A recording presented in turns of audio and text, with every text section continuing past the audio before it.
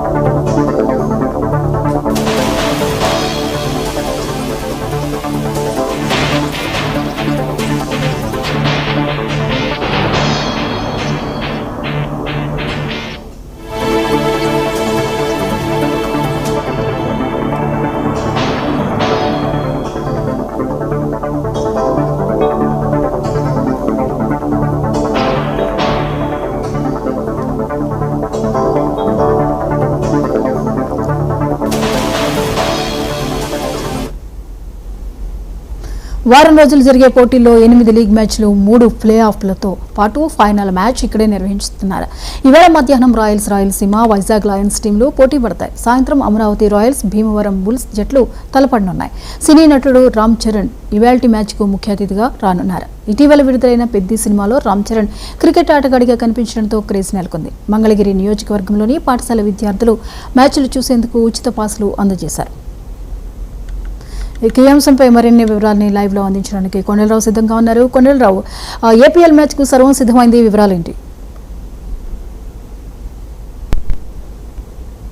Premier league match ఈ రోజు నుంచి కూడా అమరావతి మంగళగిరి స్టేడియంలో సిద్ధమైంది.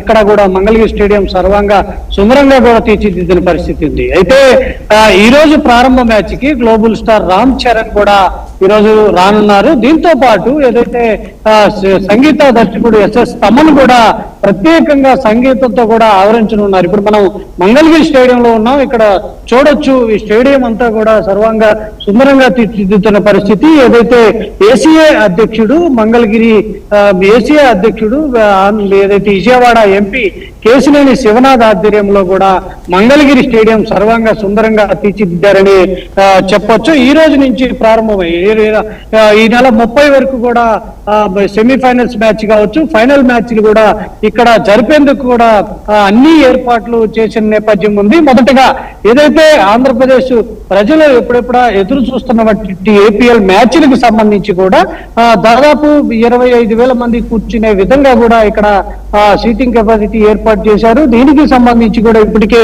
అన్ని ఏర్పాట్లు పూర్తయిన నేపథ్యంలో ఈ రోజు మధ్యాహ్నం జరగబోయే మొదటి మ్యాచ్ కి రామ్ చరణ్ కూడా ప్రత్యేక ఆకర్షణగా నిలబడినారు. ఎందుకంటే ఇటీవల ఏదైతే పెద్ద సినిమాలో రామ్ చరణ్ ప్రత్యేక ఆకర్షణగా నిలిచి క్రికెట్ క్రీడాకారునిగా కనిపించిన నేపథ్యంలో దీనికి ప్రత్యేక ఆకర్షణగా కూడా రామ్ చరణ్ కూడా ఈ రోజు రానున్నట్టు కూడా కాసేపట్లో రానున్నారు. దీనికి సంబంధించి ప్రత్యేకంగా సెమీఫైనల్ మ్యాచ్లు కావచ్చు, ఫైనల్ మ్యాచ్లు కూడా ఇక్కడే చేర్చే విధంగా కూడా దీనికి సంబంధించి ఏర్పాటు చేశారు. ఈ నెల 30న ఏదైతే ఫైనల్ మ్యాచ్ జరిగే సందర్భం ఉందో దానికి సంబంధించి విద్యా ఐటీ శాఖ మంత్రి నారా లోకేష్ కూడా దీనికి సంబంధించి ప్రత్యేక అతిథిగా కూడా హాజరయ్యి వాళ్ళకి ప్రైజ్ డిస్ట్రిబ్యూషన్ కూడా జరిపేది ఉంది. ఏదైతే ఏపీఎల్ మ్యాచ్లకు సంబంధించి ఇప్పటికే అటు విశాఖపట్నంలో కావచ్చు, అటు కడపలో కూడా విజయవంతంగా పూర్తి చేసిన నేపథ్యంలో ఇప్పుడు మంగళగిరి స్టేడియాన్ని కూడా ఇక్కడ